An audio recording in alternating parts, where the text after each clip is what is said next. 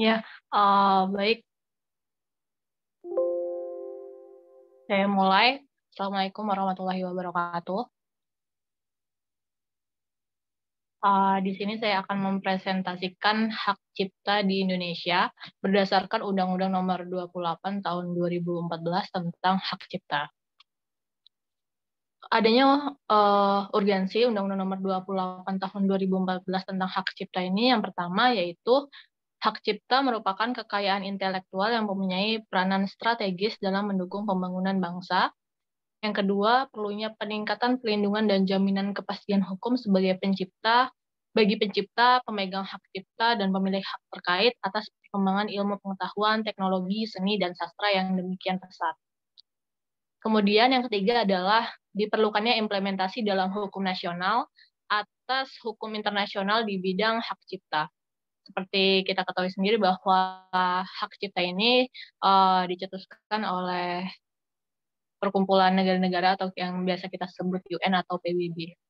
Kemudian selanjutnya ada sebagai pengganti Undang-Undang Nomor 19 Tahun 2002 yang sudah kurang relevan sebagai pengatur hak cipta pada saat ini.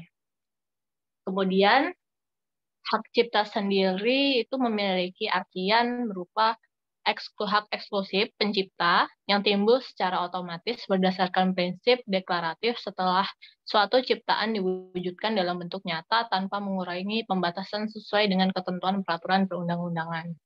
Nah, pengertian ini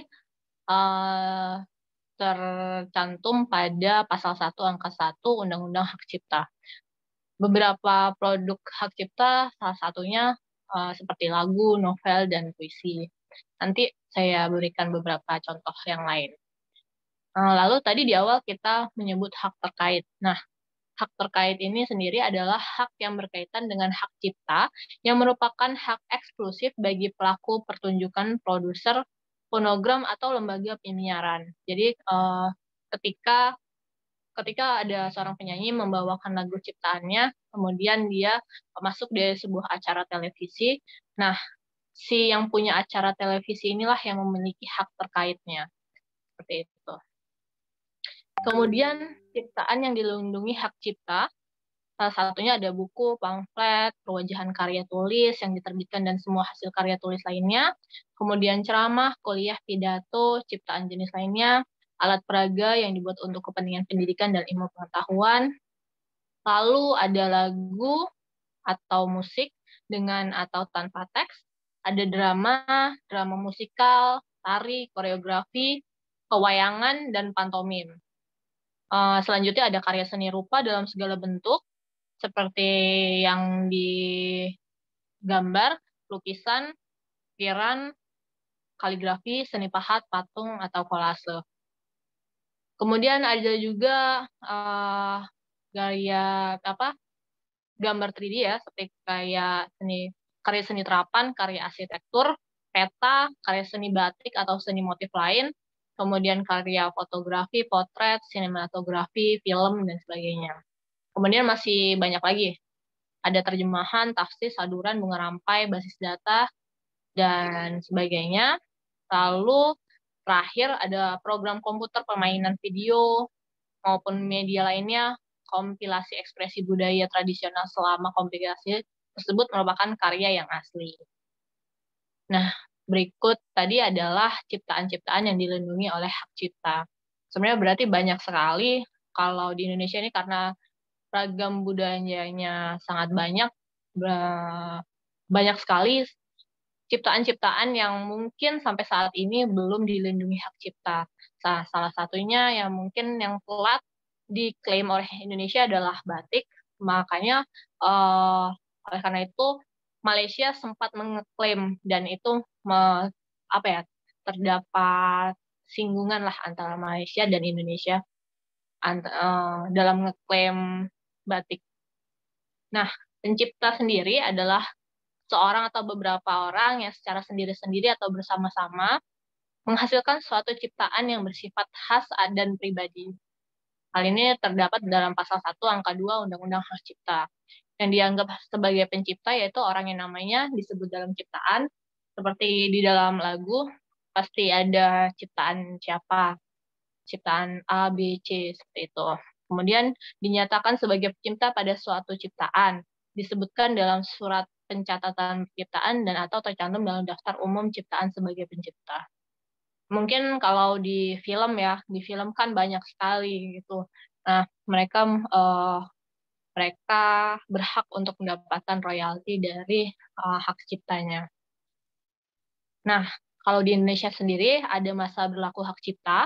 Yang pertama ada ciptaan seumur hidup pencipta, itu ada 70 tahun dan 50 tahun apabila pemilik hak adalah badan hukum. Jadi ketika dia pribadi, maka dia 70 tahun. Kemudian yang kedua ada ciptaan dalam program komputer, ada 50 tahun sejak pertama kali dipublikasikan. Ketiga, pelaku pertunjukan, 50 tahun sejak pertama kali bertunjukan. Keempat, ada produser rekaman, 50 tahun sejak ciptaan difiksasikan. Dan kelima, lembaga penyiaran, sejak 20 tahun sejak pertama kali disiarkan. Selanjutnya, pencatatan ciptaan dan produk hak terkait yang tercantum dalam pasal 64 sampai 73 Undang-Undang Hak Cipta. Di sini di hakcipta.dgip.go.id bisa membuat akunnya terlebih dahulu, kemudian pilih pengajuan pencatatan digitalnya, isi seluruh formulir yang tersedia di dalam website tersebut, kemudian ada unggah data dukung yang dibutuhkan, kemudian baru lakukan pembayaran ke bank, dan habis itu, setelah itu, ada pemeriksaan formalitas, baru diverifikasi oleh Kemenkumham, dan kemudian baru dilakukan pencatatan ciptaan yang disetujui tersebut. Nah, terakhir, si pencipta baru mendapatkan pencetakan sertifikat. Seperti itu. Untuk lama dari pencatatan ciptaan ini, saya riset nggak serentak ya, berbeda-beda setiap ciptaan yang didaftarkan. Kemudian fungsi pencatatan, yaitu memudahkan pembuktian sengketa jika ada sengketa dalam hak cipta, kemudian menjadi catatan publik oleh Kemenkumham, kemudian ada memberi rasa aman bagi pemilik atau pemegang hak cipta. Seperti itu. Lalu ada hapusnya kekuatan hukum pencatatan ciptaan dan produk hak terkait. Yang pertama, permintaan orang atau badan hukum yang namanya tercatat sebagai pencipta, pemegang hak cipta, atau pemilik hak terkait. Lalu ada lampaunya waktu dari masa berlaku hak cipta, putusan pengadilan yang telah memperoleh kekuatan hukum tetap mengenai pembatalan pencatatan ciptaan atau produk hak terkait, atau melanggar norma agama, norma susila, ketertiban umum, pertahanan, keamanan negara, peraturan perundang-undangan, yang undang-undangan yang penghapusannya dilakukan oleh menteri. Nah, seperti itu. Lalu, hak cipta juga dapat berpindah tangan, sebab dikarenakan ada pewarisan, ada hibah, ada wakaf, ada wasiat, perjanjian tertulis, atau sebab yang dibenarkan sesuai dengan ketentuan peraturan perundang-undangan. Atau hak cipta dapat dijadikan sebagai objek jaminan fidusia. Nah, di dalam hak cipta ini sendiri terdapat atau dikenal adanya lisensi, yaitu izin tertulis yang diberikan oleh pemegang hak cipta atau pemilik hak terkait kepada pihak lain untuk melaksanakan hak ekonomi atas ciptaannya atau produk hak terkait dengan syarat tertentu. Pemegang hak untuk lisensi sendiri, ada beberapa hal yang harus kita ketahui, yaitu pemegang hak cipta atau pemilik hak terkait berhak memberikan lisensi kepada pihak lain berdasarkan perjanjian tertulis untuk melaksanakan perbuatan komersil. Perjanjian lisensi berlaku selama jangka waktu tertentu dan tidak melebihi masa waktu hak cipta dan hak terkait. Lalu ada pelaksanaan perbuatan komersil disertai kewajiban penerima lisensi untuk memberikan royalti kepada pemegang hak cipta atau pemilik hak terkait selama jangka waktu lisensi. Kemudian ada penentuan besaran royalti dan tata cara pemberian royalti dilakukan berdasarkan perjanjian lisensi antara pemegang hak cipta atau pemilik hak terkait dan penerima lisensi. Kemudian ada besaran royalti dalam perjanjian lisensi harus ditetapkan berdasarkan kelaziman praktik yang berlaku dan memenuhi unsur keadilan. Jadi ada perjanjian ketika hak cipta itu mau dibuat lisensi oleh pemegang hak cipta dan penerima lisensinya, seperti itu. Nah, kemudian kita sampai kepada penyelesaian sengketa pelanggaran hak cipta dan hak terkait yang terdapat dalam pasal 95 sampai 109 Undang-Undang Hak Cipta. Salah satunya adalah penyelesaian sengketa hak cipta dapat dilakukan melalui alternatif penyelesaian sengketa, arbitrase, atau pengadilan. Pengadilan yang berwenang memeriksa perkara adalah pengadilan niaga yang masuk ke dalam perdata khusus. Ya, kemudian selain pelanggaran hak cipta dan atau hak terkait dalam bentuk pembajakan, sepanjang para pihak yang bersengketa diketahui keberadaannya dan atau berada di wilayah negara kesatuan Republik Indonesia, harus menempuh terlebih dahulu penyelesaian sengketa melalui mediasi sebelum melakukan tuntutan pidana.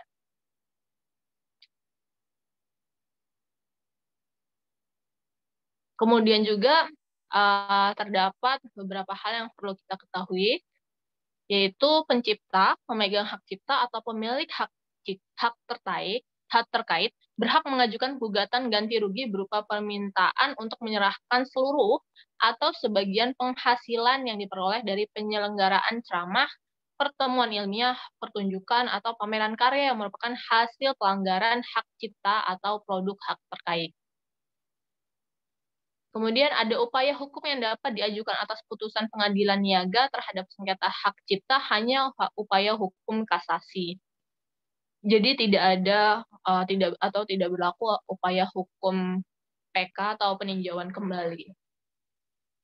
Lalu atas permintaan pihak yang merasa dirugikan karena pelaksanaan hak cipta atau hak terkait, pengadilan niaga dapat mengeluarkan penetapan sementara untuk pertama, mencegah masuknya barang yang diduga hasil pelanggaran hak cipta atau hak terkait ke jalur perdagangan, sehingga tidak merugikan pemilik hak cipta tersebut, pemegang hak cipta.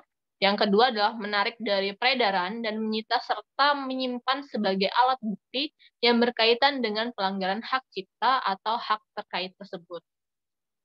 Lalu ada yang ketiga, mengamankan barang bukti dan mencegah penghilangannya oleh pelanggar dan atau menghentikan pelanggaran guna mencegah kerugian yang lebih besar. Selanjutnya adalah ketentuan pelanggaran hak cipta.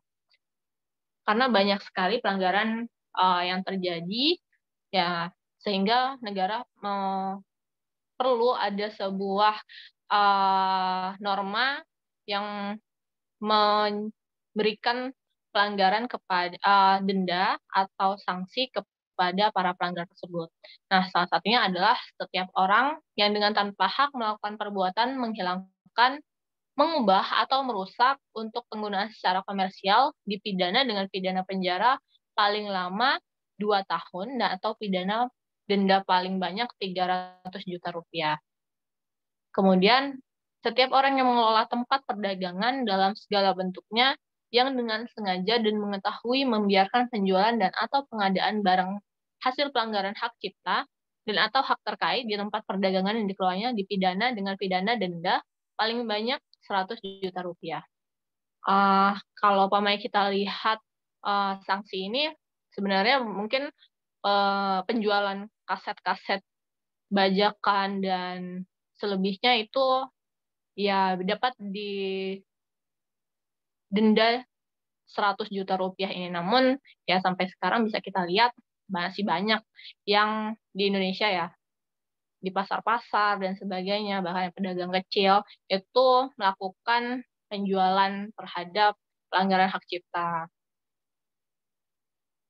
Dan yang terakhir yaitu setiap orang tanpa persetujuan dari orang yang dipotret atau ahli warisnya melakukan penggunaan secara komersial, penggandaan, pengumuman, pendistribusian, atau komunikasi, atau potret untuk kepentingan reklame, atau periklanan untuk penggunaan secara komersial baik dalam media elektronik maupun non-elektronik dipidana dengan pidana denda paling banyak 500 juta rupiah.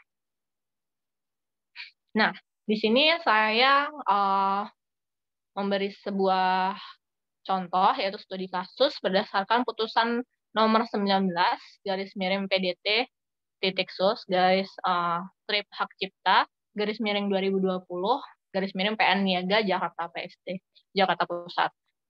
Di sini penggugatnya yaitu Inge Christie, seorang pembuat pencipta lagu. Lalu di sini ada tergugatnya ada PT Bintang Cahaya Kencana, tergugat 2 ada Gotoys, tergugat 3 ada Louis Aston. Berarti di sini tergugatnya ada badan hukum dan pribadi. Nah, awal mulanya, jadi penggugat mendapati para tergugat diduga telah melakukan kegiatan usaha, menjual dan atau mendistribusikan secara komersial berupa salah satu produk mainan boneka Putri Anissa Hijab Perfume Doll atau Putri Anissa Hijab Perfume Doll, selanjutnya juga disebut mainan boneka, merupakan ciptaan hasil daripada pelanggaran hak cipta lagu yang dimana di dalam mainan boneka tersebut diantaranya berisi lagu-lagu dan salah satunya adalah lagu berjudul Aku Mau milik penggugat. Nah, biasanya kan kita lihat ada boneka yang untuk anak perempuan ya, di situ bisa ditekan dan biasanya mengeluarkan lagu-lagu. Nah, salah satu lagu tersebut adalah lagu punya milik Inge Christie, namun ternyata ketika dipakai dan diedarkan itu pemilik hak cipta si Inge Christie atau sebagai penggugat ini tidak diberitahu oleh para tergugat, yaitu tadi PT Bintang Cahaya Kencana, PT tergugat Gotoys, dan Louis Aston. Nah, ketiganya ini adalah badan hukum juga atau orang yang melakukan atau merancang penjualan dari Putri Anissa Hijab Perfume Doll tersebut. Selanjutnya, penggugat selaku pencipta lagu yang dilindungi oleh hukum secara eksklusif berdasarkan peraturan perundang-undangan yang berlaku, sesungguhnya tidak pernah sekalipun sebelumnya memberikan izin dan atau lisensi dalam bentuk apapun atas hasil cipta karyanya tersebut kepada para tergugat AKUU. Nah, kemudian atas tindakan yang dilakukan oleh para tergugat tersebut terhadap lagu yang merupakan hasil cipta karya penggugat, sebagaimana ditentukan di dalam ketentuan pasal 5 ayat 1 huruf E Undang-Undang Nomor 28 Tahun 2014 tentang hak cipta Undang-Undang Nomor 28. Maka dari sisi hak moral, saat ini penggugat menjadi kehilangan kepercayaan diri dalam berkarya, menciptakan lagu untuk anak-anak sebagai bentuk sumbangsih terhadap perkembangan industri musik di Indonesia. Jadi, sebelum kita lanjut kepada studi kasus lanjutan kasus ini, dalam hak cipta ini juga terdapat hak moral dan hak ekonomi. Mungkin dapat dilihat di Undang-Undang Nomor 28 Tahun 2014. Nah, selanjutnya dari sisi hak ekonominya, penggugat jelas telah kehilangan potensi keuntungan yang seharusnya dapat diperoleh dari hasil penjualan lagu, baik dalam bentuk kepingan CD atau compact disc, RBT, ringback tone, dan atau bentuk-bentuk lainnya, sehingga secara nyata penggugat merasa sangat dirugikan baik secara imaterial maupun material. Selanjutnya, setelah bergulirnya kasus hingga sampai putusan, maka hasil dari putusan pada kasus ini,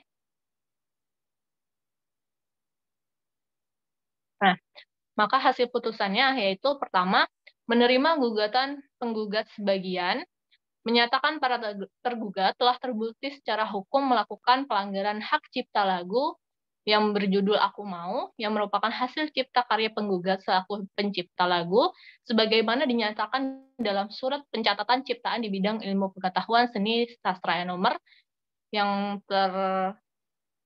tercatat tertanggal 22 Januari 2019 yang diterbitkan oleh Direktorat Jenderal Kekayaan Intelektual pada Kementerian Hukum dan Hak Asasi Manusia Republik Indonesia. Kemudian menghukum para tergugat untuk membayar kepada penggugat berupa ganti kerugian material dengan total sejumlah 4 miliar rupiah.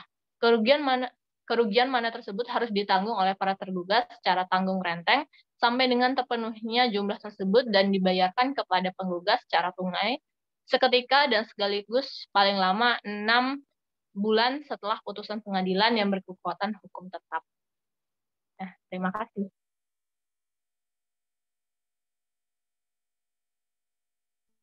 Baik, terima kasih Mbak Pinkan. Silakan teman-teman jika ada pertanyaan apa yang sudah disampaikan oleh Mbak Pinkan. Ini sebenarnya simple ya, tapi sebenarnya sangat mendalam loh. Kalau teman-teman misalnya sekarang fotokopi buku gitu ya, berdasarkan Undang-Undang 2014, kira-kira boleh nggak tuh? Melanggar hukum nggak? Ataupun Anda sebagai pembeli VCD bajakan gitu, yang salah Anda yang beli atau penjualnya berdasarkan undang-undang hak cipta. Nah itu. Coba siapa yang mau tanya? Aku udah ngerti. Mbak Mona silakan. Mbak Rohani silakan. Mas Bowo bilang lagi di jalan, awas hati-hati, numbur pula nanti.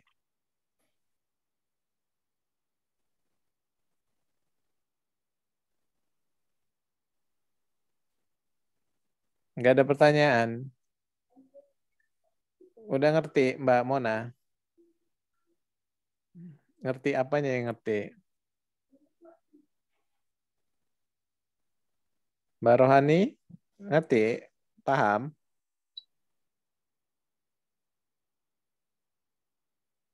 Suaranya Mbak.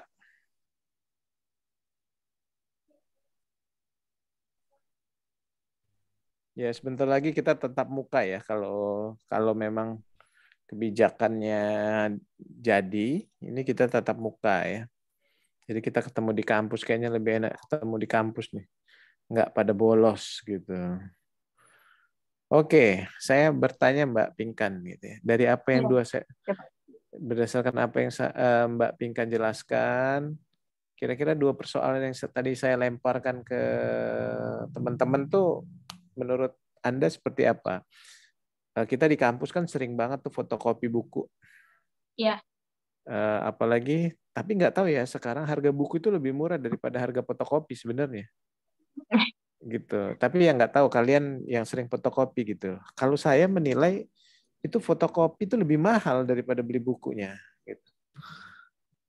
Kemudian kalau butuh buku itu difotokopi, kira-kira melanggar nggak sih secara teori perundang-undangan ataupun secara sosiologis gitu ya, kita bisa lihat itu. Ataupun kalau kita beli VCD bajakan gitu ya. Padahal saya pembeli juga itu ya, saya langganan IG-nya itu ada tuh kalau mau Joe DVD gitu ya. Ada di bawah Ramayana. Tuh ya, jadi drakor apa new release Hollywood, film-film Hollywood tuh saya beli di situ daripada download nggak jelas gitu males. Nah, jadi yang salah siapa tuh, yang beli atau yang jual, yang kena hukuman siapa gitu. Nah, kira-kira gimana tuh Mbak Pinkat?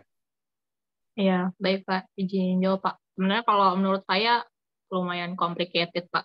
Karena kalau umpamanya dilihat dari sisi ekonomi, pasti akan banyak masyarakat yang bukan dirugikan ya, tapi mungkin mata pencahariannya jadi sangat-sangat turun. Seperti tukang fotokopi, terus penjual CD bajakan, atau yang meminjamkan gitu. Tapi kalau umpamanya dilihat lagi ya sebenarnya cukup merugikan juga bagi para pencipta. Namun kalau umpamanya untuk seperti buku, Pak, biasanya ada juga buku-buku yang sudah tidak terbit tapi masih digunakan oleh para dosen ataupun para guru. Kalau umpamanya guru mungkin enggak ya, Pak, tapi mungkin dosen. Kadang ada yang masih menggunakan buku-buku lama karena masih teorinya tuh masih ajek gitu, Pak. Nah, itu biasanya sulit sekali ditemukannya. Nah, menurut saya ketika umpamanya kondisi seperti itu mungkin bisa dimaklumi karena udah tidak ada lagi yang jual dan kebutuhan mahasiswa juga bukan satu dua tapi lumayan banyak seperti itu. Nah, itu mungkin bisa dimaklumi. Tapi untuk buku-buku yang memang sebenarnya ada beredar, ya seharusnya sih nggak dipotokopi ya Pak, nggak diperbanyak. Maksudnya untuk mahasiswa sendiri harusnya, apalagi mahasiswa hukum, harusnya lebih dapat sadar kalau umpamanya hal itu akan banyak merugikan gitu. Yang saya tahu biasanya yang dosen cukup eh, lumayan tegas terhadap fotokopi fotokopi ini Bu Rilda Pak. Biasanya kalau umpamanya eh, buku almarhum ayahnya difotokopi oleh beberapa mahasiswa dan ketahuan, bahkan bisa sampai dikeluarkan dan tidak boleh ikut lagi dalam kelas beliau. Jadi hal tersebut menurut saya ada bagusnya karena memang ya mungkin Bu Rilda sebagai pewaris hak cipta juga ya merasa dirugikan dan memberikan contoh kepada mahasiswa untuk menghargai ciptaan-ciptaan orang lain seperti itu, Pak. Tapi kalau mungkin bukunya itu sangat limit, sangat susah, tidak terbit lagi, kalau menurut saya wajar untuk difotokopi. Tapi ketika pamer buku tersebut masih banyak di pasaran dan sebagainya, ya sebaiknya dan mungkin harganya juga tidak yang sangat mahal dan masih terjangkau, lebih baik untuk beli yang asli. Menurut saya sih seperti itu, Pak. Oke, kemudian yang jual, yang beli, kira-kira yang melanggar siapa itu? Nah, ini udah jadi kultur kayaknya, Pak. Mm-mm. Agak bingung untuk memutus rantainya di sebelah mana, karena pasti seperti tukang CD bajakan ya, Pak. Itu mereka mendapatkan dari distributor dan distributor lah yang bukan nimbun ya, tapi memproduksi CD bajakan tersebut. Ya, kalau yang ini saya juga mungkin agak bingung Pak menjawabnya Oke, seperti itu. ada ide Mbak Mona atau Mbak Rohani? Coba saya mau dengar dulu suaranya nih, Mbak Rohani. Silakan.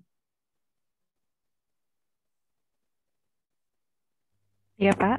Ya, gimana menurut Mbak Rohani? Kalau Eh, fotokopi buku itu melanggar undang-undang nggak kira-kira ya? Melanggar, Pak, karena kan di situ ada di bukunya melanggar hak ciptanya. Pas di lembar pertama cover itu kan ada melanggar hak ciptanya jika dia mau copyright. Begitu, Pak. Oh, dari situ aja kita bisa lihat gitu ya. Bisa lihat. Oh, gitu. Oke. Kalau beli DVD melanggar juga nggak? Melanggar, Pak, karena kan dia menggandakan gitu. Menggandakan yang memang bukan aslinya. Gitu, Pak, Hmm, tanpa seizin penciptanya seperti itu, Pak. oke. Mbak Mona gimana Mbak Mona? Kalau menurut saya sih Pak, kalau misalkan buku di fotokopi gitu kan, sebenarnya kalau untuk kepentingan pendidikan atau belajar tuh kayaknya sih nggak apa-apa sih Pak. Soalnya di Undang-Undang Nomor 28 Tahun 2014, ini kan di pasal 46 disebutin Mhm. kalau pengadaan untuk kepentingan pribadi atas ciptaan yang telah dilakukan pengumuman hanya dapat dibuat sebanyak satu salinan dan dapat dilakukan tanpa izin pencipta atau pemegang hak cipta. Nah, kalau misalkan di fotokopi itu terus banyak, itu kayaknya salah di tukang fotokopinya sih Pak, kalau misalkan banyak ya. Tapi kalau misalkan untuk satu, itu kayaknya nggak apa-apa sih Pak. Gitu. Kalau menurut Oke. saya sih. Gitu. Baik, terima kasih. Saya memang begini, kalau hak cipta itu paling sedikit moral right-nya gitu ya. Sorry, bukan moral, ekonomik, hak ekonominya, hak eksklusifnya gitu ya. Hak ekonomi eksklusifnya. Kebanyakan hak moralnya gitu ya. Saya kasih contoh, kalau teman-teman pengguna Microsoft ya, Windows original ataupun Microsoft Apple ya.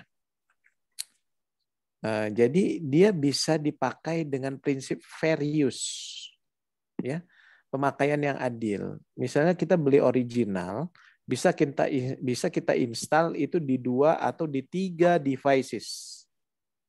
Gitu. Dia kasih batasan gitu. Memang di awal dia kasih izin gitu ya. 2 sampai 3. Fair use itu adalah pemakaian yang adil gitu ya. Supaya orang bisa merasakan. Nah, itu sebenarnya hanya ada di hak cipta. Kemudian kalau teman-teman misalnya punya apa ya, selain itu misalnya motokopi Kindle gitu ya, buku ya. Kalau di Kindle itu juga ada beberapa akun yang bisa dipakai di beberapa tempat gitu ya. Bisa dipakai di beberapa devices dengan IP address yang berbeda. Nah, itu bisa juga. Nah, itu pakai prinsip fair use ya. Fair use itu berkembang di Amerika gitu. Kok kita tidak bisa merasakan? Kok kita mau merasakan kok harus bayar gitu kan? Nah, tapi pertanyaannya muncul, bagaimana dengan penggandaan yang terlalu banyak? Nah, di pasal 44 tadi disampaikan oleh Mbak Mona gitu. Di pasal 44 dibilang juga nggak dilarang sebenarnya untuk penggandaan itu. Tapi dijelaskan kemudian di pasal berikutnya. Jadi melihat jangan pasal per pasal ya. Nah, dijelaskan pada dasarnya untuk pemakaian pribadi diperbolehkan gitu ya, dan di dunia pendidikan. Nah, tetapi kalau ada konsep dia mencari keuntungan seperti yang saya jelaskan di minggu kemarin, hakim itu 3 analisanya gitu ya. Yang pertama itu persamaan pada pokoknya. Nah, kita bukan lagi persamaan pada pokoknya, tapi sama benar gitu ya. Fotokopi itu kan sama benar gitu. Yang kedua, mengambil keuntungan. Oh, kita jualan banyak gitu, kita fotokopi kita jualin gitu ya. Yang ketiga itu tanpa izin. Nah, ngambil royalti tanpa izin dan lain-lain. Nah, berarti kan dirugikan dong. Nah, konsep itulah yang kemudian kita bisa gugat sebenarnya. Tapi kalau gugat satu-satu orang, misalnya Pinkan fotokopi buku saya, Mbak Mona fotokopi buku saya, Mbak Rohani fotokopi, Mas Bowo fotokopi. Masa saya gugat satu-satu gitu loh. Kan enggak gitu kan. Dan ini jadi kultur sebenarnya. Oh, udah di fotokopi tuh, dapat tuh di fotokopi saya tuh di sana. Nah, biasanya juga dulu zaman saya kuliah, dosennya kerjasama sama fotokopi. Jadi ada persentase. Nah, dari fotokopi dikasih duit sama fotokopi. Pak, ini hasil fotokopi buku Bapak, saya jualin ke mahasiswa. Dia dapat berapa gitu. Ya, tapi mau bagaimana lagi gitu ya. Kita jual dengan mohon maaf dengan publisher gitu ya, too expensive gitu ya, mahasiswa nggak mau beli gitu kan, dan para dosen berpikir ya udah kita fotokopi aja, dan dari fotokopi bisa dijualin dan lebih murah pada waktu itu. Nah, sekarang transformasi berubah, zaman berubah, teknologi berubah. Begitu juga dengan pola penjualan di publisher gitu ya. Ada yang pakai e-book. Kemudian ada yang publisher itu nggak mau lagi jual-jual ke apa ya, ke orang-orang yang tidak jelas gitu loh. Jadi dia kasih aplikasi, kalau mau beli e-book ada, kalau mau beli fisik ada gitu dengan yang mahal. Nah, atau dengan cara menjual ke dosen-dosen dan kemudian dosen itu yang menyebarkannya ke mahasiswa. Nah, prinsip-prinsip itulah, praktek-praktek seperti itulah yang dipakai hari ini. Nah, tetapi teman-teman perlu ingat, di Undang-Undang Hak Cipta ini kita mengenal prinsip fair use, ya. Boleh untuk pribadi. Nah, kadang-kadang pribadinya 2 orang, 3 orang, sampai 100. Nah, itu pribadi, Pak. Saya nggak tahu, punya saya di fotokopi, saya cuma minjemin segala macam. Nah, kembali ke kultur apa yang disampaikan oleh Mbak Pinkan tadi. gitu ya. Nah, tetapi gimana kalau teman-teman ke Bandung misalnya, ada namanya itu Palasari ya, kalau nggak salah ya, tempat buku bajakan semua gitu. Jadi kalau buku di Gramet harganya 120 misalnya, di sana cuma 60.000, 50.000, dan biasanya dibeli sama orang-orang kedokteran. Kenapa? Karena memang kualitasnya beda, tapi itu dari publisher juga. Kalau di Gramet kan kualitasnya kertas putih, bersih gitu ya. Kalau di tempat bajakan tuh biasanya kertasnya kertas kertas buram itu loh, kertas plano itu. Jadi kertas daur ulang gitu ya. Nah, itu problem sebenarnya. Dan hak cipta ini kadang-kadang dia melekat di hak-hak yang lain. Misalnya merek, paten, kemudian indikasi geografis. Nah, dia melekat, dia bisa bergabung gitu. Nah, tapi kalau yang lain belum tentu juga bisa menggabungkan diri kayak paten ke merek. Walaupun memang berkaitan satu sama lain gitu ya, teknologi, desain industri misalnya. Gitu. Dan yang menarik hak cipta ini adalah jangka waktu yang lama. Kenapa? Karena economic right-nya sedikit gitu loh. Nah, tapi kalau merek, paten, desain industri itu dibuat agak di bawah hak cipta. Kenapa? Strategi pemerintah Indonesia juga untuk menarik pajak dari situ. Nah, ini harus kita lihat juga ya. Dan saya pikir teman-teman harus juga baca reportnya USTR ya, bukan artinya saya setuju sama Amerika, no. Jadi ada report dari United States Trade Representative ya, Special 301 report gitu ya. Dan kita ditempatkan selalu untuk 10 tahun ini ditempatkan di priority watch list. Nah, sebenarnya kenapa sih kita harus lihat di situ gitu ya? Ini sebagai tolak ukur kita gitu ya. Makanya saya bilang, saya juga udah cerita kan sama teman-teman, saya defense di disertasi saya di Jepang itu saya bilang Indonesia itu nggak melanggar sebenarnya gitu. Itu strategi, kalau nggak kita kalah dari orang luar gitu. Dan kalau bicara penguasaan teknologi nggak kalah kita. Buktinya apa? Saya keluarin data hacker gitu ya, walaupun ini nggak valid sebenarnya ya. Saya ambil dari ada klub gamers dan hacker gitu ya. Dan saya liatin gitu loh. Ini orang-orang Indonesia banyak gitu yang ngejebol data. Nah, kita itu berada bersama Argentina, Chili, Cina, India, Indonesia, Rusia, Saudi Arabia, Ukraina, Venezuela, ya. Nah, kenapa kok kita bisa dinilai seperti itu ya? Nah, banyak hal yang bisa kita lihat ya dari kerangka hukum, kemudian penegakan hukumnya, kemudian kebijakan yang diambil untuk melindungi, atau kebijakan hukum untuk penegakan hukumnya seperti apa. Apalagi sekarang, seperti yang Mbak Pinkan sampaikan, kita itu ada, kalau dulu di zaman 2002 ya, kalau tidak salah ya, undang-undang yang lama ya, itu belum ada teknologi komputer gitu ya. Atau saya salah, coba dicek nanti ya. Undang-undang hak cipta pertama ya.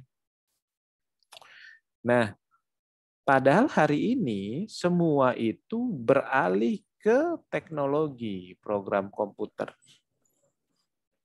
Nah, software sederhana, kemudian program komputer, itu semua bisa didaftarkan. Mengambil keuntungan nggak? Mengambil keuntungan.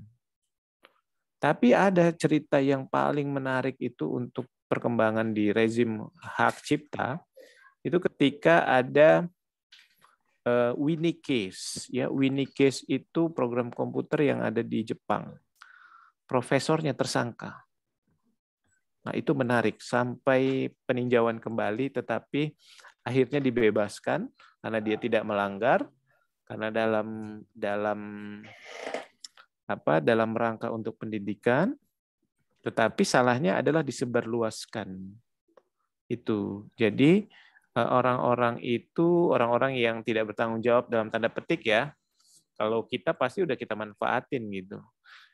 Adalah Winicase itu adalah program Winnie yang bisa bertukar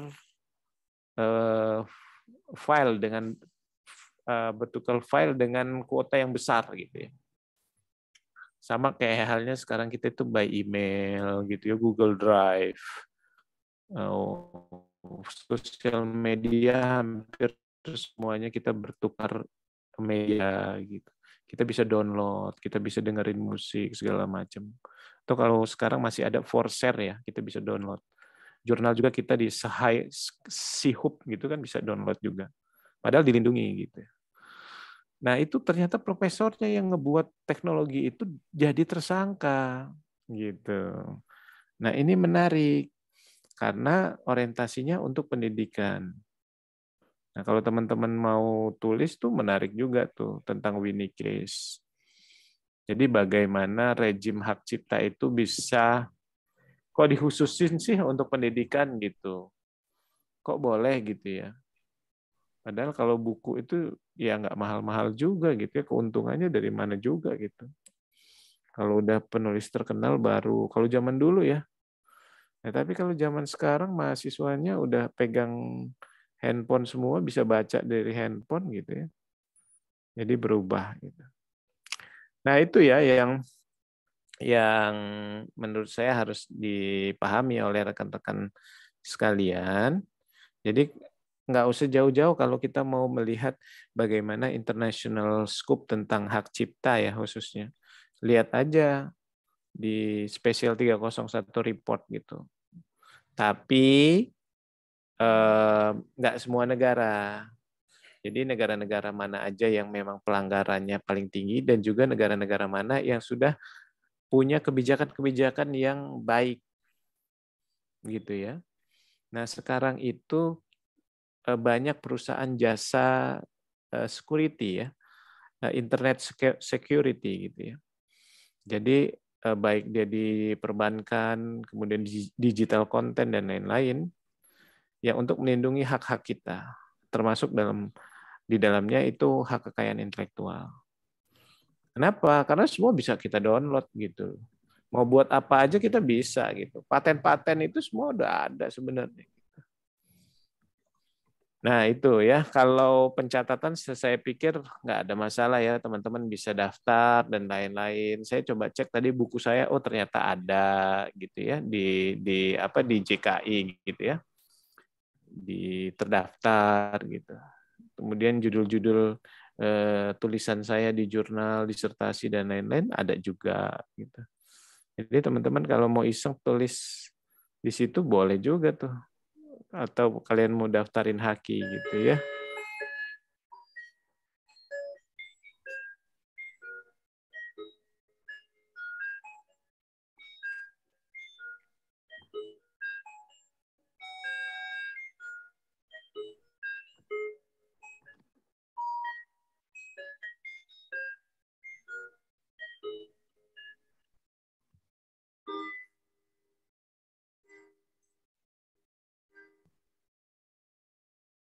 Oke, baik. Saya pikir itu yang menarik untuk kerangka hukum nasional. Saya pikir ya perubahannya nggak terlalu signifikan ya. Cuma ada transformasi teknologi yang hebat hari ini ya, yang harus kita lindungi gitu ya. Kalau tidak masuk ranah situ kok kayaknya tinggalan banget nih undang-undang kita gitu. Jadi kalau saya penganut rejim hukum teknologi itu, hukum itu selalu tertinggal gitu.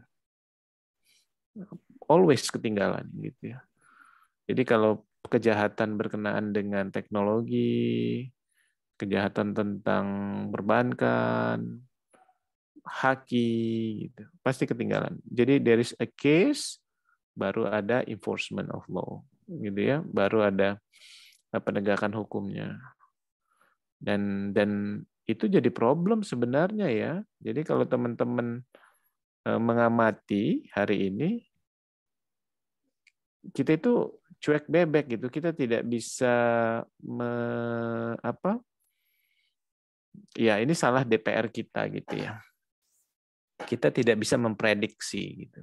Walaupun sebenarnya saya lihat itu online gambling itu ya, trading itu dari 2010-an itu udah ada gitu ya.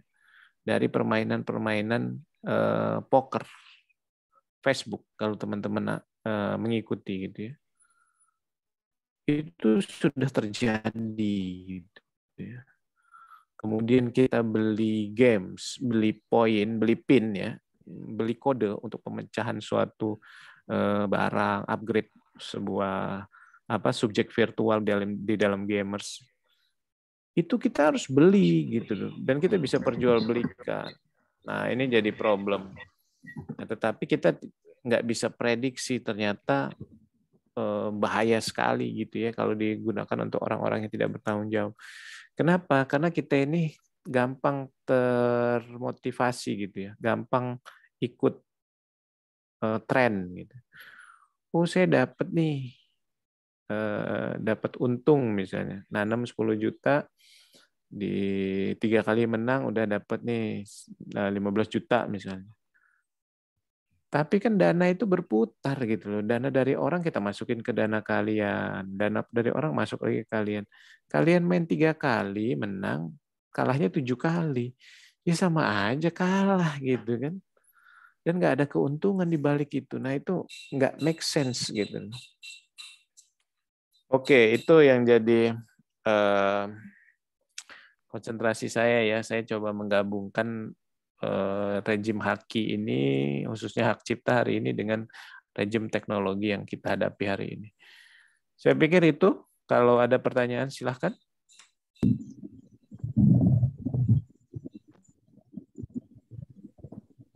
Mas Bowo mau tanya? Awas numbur nanti. Oh, sepertinya tidak kepencet. Suara saya kedengeran nggak ya, Pak? Ya, kedengeran. Silakan.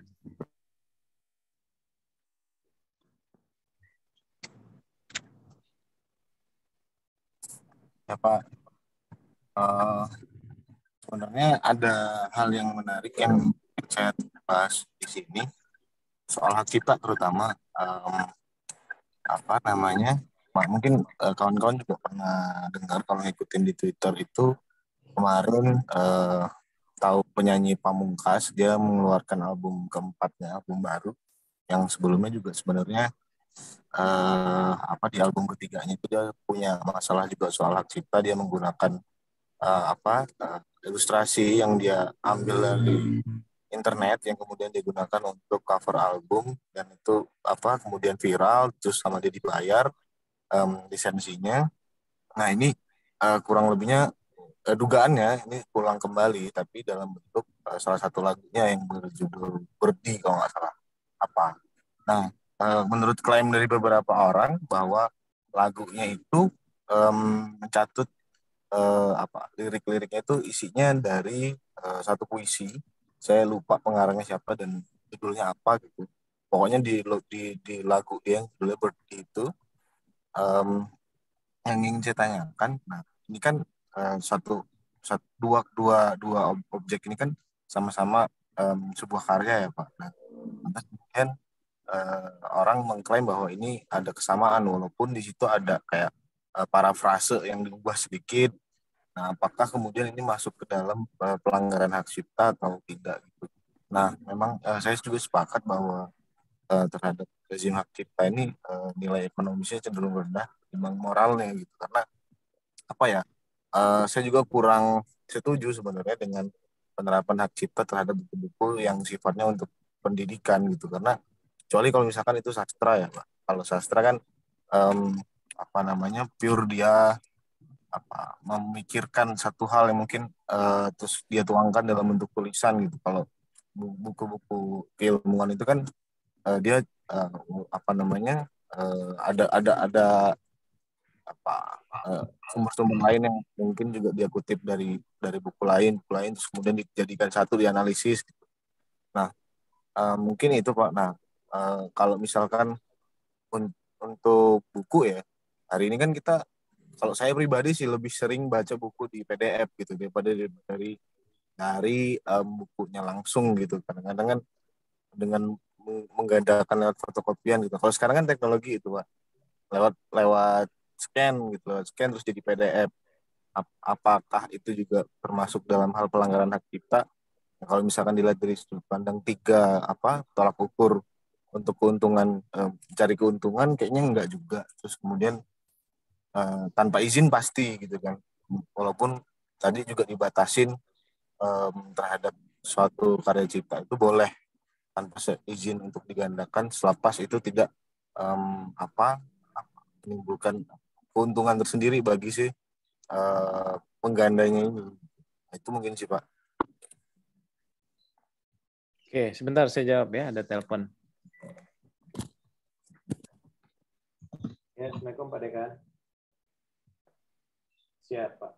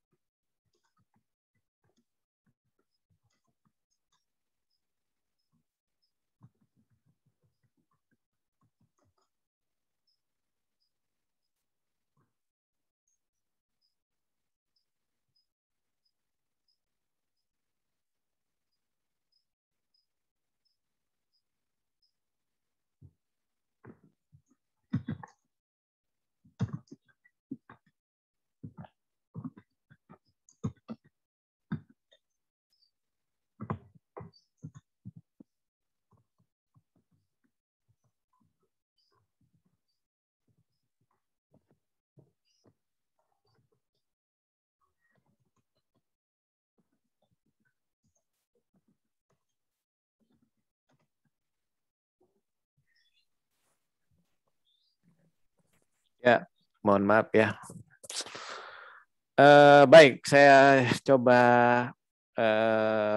sedikit berdiskusi ya dengan Mas Bowo dan teman-teman yang lainnya.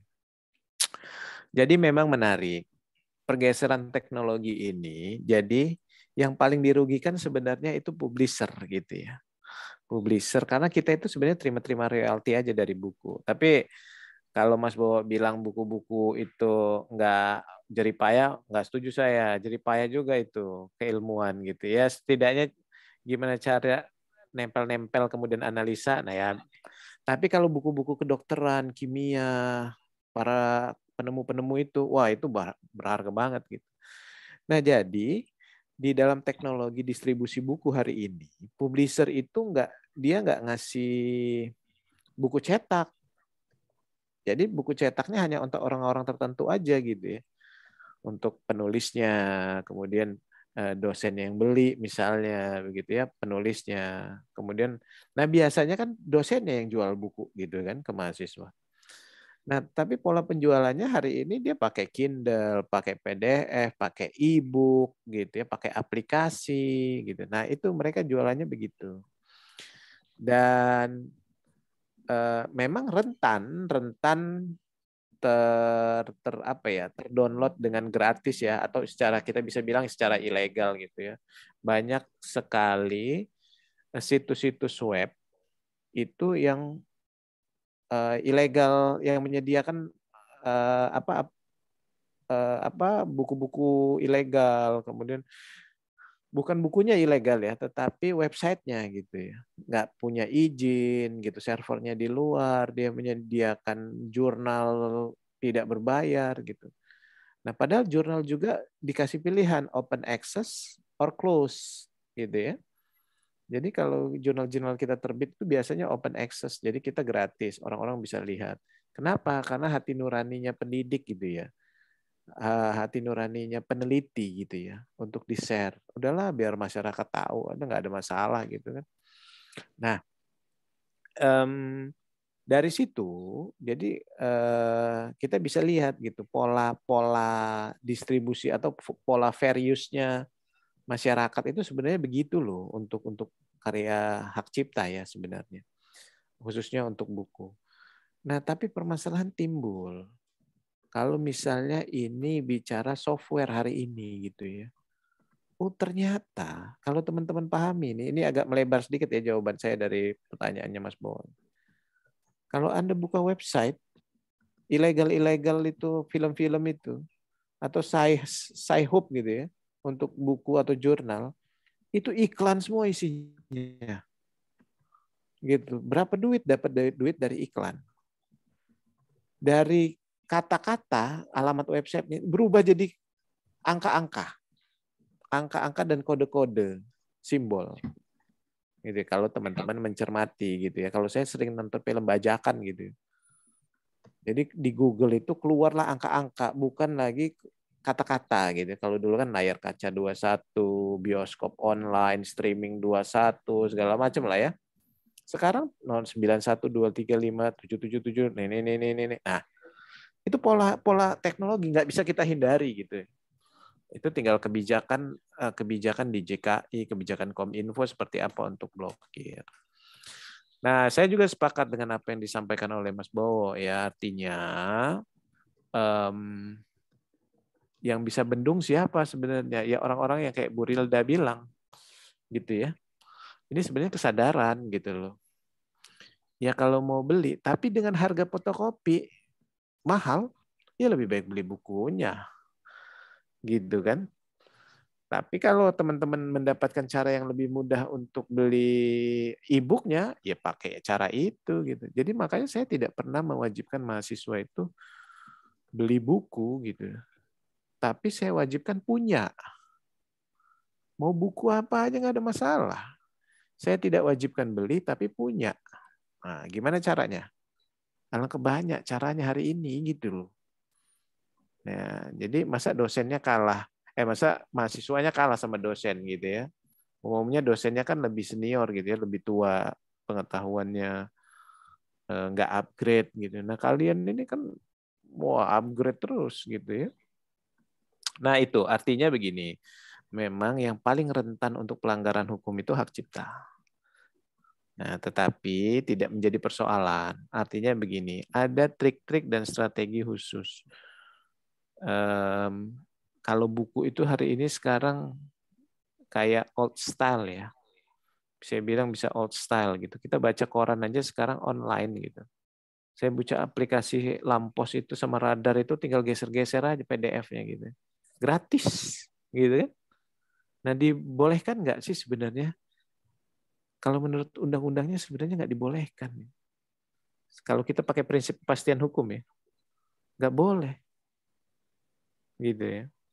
Tapi yang tadi saya bilang, ada fair use principle. Ada kultur yang seperti disampaikan oleh Mbak Pinkan. Nah, apakah sekarang koran nggak bisa diperjualbelikan secara digital? Bisa, gitu kan? Tetapi banyak yang nggak mau beli, dapat aja. Saya tuh setiap pagi di grup tuh saya pasti dapat Jakarta Post, Media Indonesia, Radar Lampung. Nah, siapa dapat dari mana mereka ini? Gratis semua begini. Nah, gitu. Apa nggak rugi? Jadi beli koran di lampu merah itu cuma ya lah kadarnya aja lah bantu anak-anak ini gitu kan. Tapi sebenarnya di handphone tuh udah ada, mau baca tinggal kesadaran gitu. Jadi ada meme yang lucu itu di Jepang itu. Kalau naik kereta, orang nggak baca koran. Kalau dulu zaman dulu tuh baca koran semua. Kalau sekarang bacanya handphone semua. Gitu. Apalagi anak-anak yang hari ini ya, zaman-zamannya generasi alpha ini, waduh, gawat gitu ya. Nah, kira-kira gitu ya, Mas, bahwa untuk kerangka hukum ini so-so. Apa artinya so-so itu? Kita bisa bilang ini delik aduan. Ya, kita tidak bisa bilang ini delik umum juga karena tidak pernah ada case. Kalau saya nilai ya, dari perubahan Undang-Undang 2014 ini tidak ada case dari pemerintah untuk inisiatif melakukan penegakan hukum, kecuali razia-razia gitu ya. Secara besar-besaran itu nggak ada. Karena ini bagian dari strategi Indonesia. Kalau lebih jauh kita memandang, ini kebijakan publiknya Indonesia, biar kita dapat keilmuan semuanya. Itu. Dan saya berani bilang itu di international scope, saya bilang, no, ini bukan pelanggaran. Ini strategi Indonesia. Gitu. Karena apa? Karena kita realistis. Di OECD, data orang pintar kita itu masih 2,5% dari seluruh jumlah penduduk di Indonesia. Gitu, coba bayangkan, 2,5% loh. Gitu. Nah, itu 2016 saya lihat datanya. Nah, kalau sekarang sudah naik lah ya. Dan yang menjadi persoalan lagi adalah kultur. Kalau untuk haki ini adalah kultur. Kultur kita belum money oriented. Kalau kita itu pasti cari yang gratisan. Ada nggak yang gratisannya? Aplikasi misalnya gini, sekarang booming iPhone. Oh, semua orang pakai iPhone. iPhone udah murah, 2 juta dapat deh second gitu ya, iPhone 6, iPhone 7 gitu ya. Kalau dulu nggak ada yang dapat itu gitu loh, harganya gila-gilaan gitu loh. Tetapi muncul Android, muncul Windows ya berbasis Android yang free semua. Buat ngedownload, buat Photoshop, buat ini, buat itu, nggak berbayar. Jadi Apple merasa rugi. Jadi mau nggak mau dia buka semuanya keran itu. Ya udah kita buat deh gratisan juga. Tapi ada juga yang membuat aplikator-aplikator itu nggak mau. Mahal saya nih.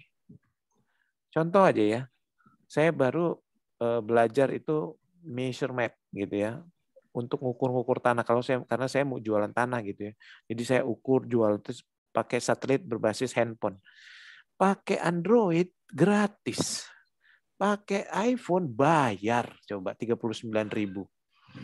Nah, itu aja gitu. Jadi sesama pesaing ini ya berlomba gitu.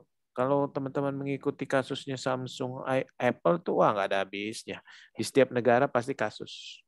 Kenapa? Karena masih pakai prinsip domisili. Gitu. Di mana tempat dia didaftarkan. Nah, jadi begini menyambung. Walaupun sama atau yang tadi seperti case yang dibilang oleh Mas Bowo juga dan Mbak Pinkan, walaupun karya itu sudah lama, sudah pernah dipublikasikan walaupun dalam komunitasnya saja, tapi tidak tercatat, Allahu alam. Pasti Kementerian Hukum dan HAM dengan DJKI-nya pasti mencatat karena ini belum ada. Gitu. Tapi selebihnya nanti akan dicek. Tempat sengketanya di mana? Bisa ada banyak gitu. Kayak Ahmad Dhani beli lisensi lagu. Ya sudah, buat, dikasih gitu. Tapi bukan kreatornya, aransemennya bukan si orang itu, pemegang hak ciptanya si Ahmad Dhani gitu. Yang dapat keuntungan ya Ahmad Dhani gitu. Nah, begitu juga dengan karya-karya lainnya. Jadi orang yang lebih dulu lah yang daftar. Makanya kita sebagai generasi harus sosialisasi lo, kalau ada karya lo daftar lo. Begini, komersil nih. Siapa tahu orang mau beli gitu. Tapi sudah tercatat. Dan nggak mahal, 200.000 aja untuk buku. Untuk karya juga begitu, untuk lagu sepertinya sama. Tapi ada kelas-kelasnya juga. WLC dilihat nanti di DJKI. Saya pikir itu ya sudah asar. Mohon maaf kalau ada salah kata. Mbak Pinkan tolong diupload nanti di Vclass beserta videonya juga. Minggu depan siapa? Mbak Rohani atau Mbak Mona? Minggu depan saya, Pak. Oh, Mbak Rohani tentang apa, Mbak Rohani? Indikasi geografis. Oke, indikasi geografis. Menarik ini ya, bicara tentang merek juga. Ya. Oke, terima kasih. Saya akhiri. Billahi taufiq wal hidayah. Assalamualaikum warahmatullahi wabarakatuh. Waalaikumsalam warahmatullahi wabarakatuh.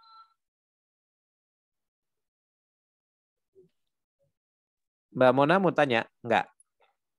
Apa udah? Udah, oke.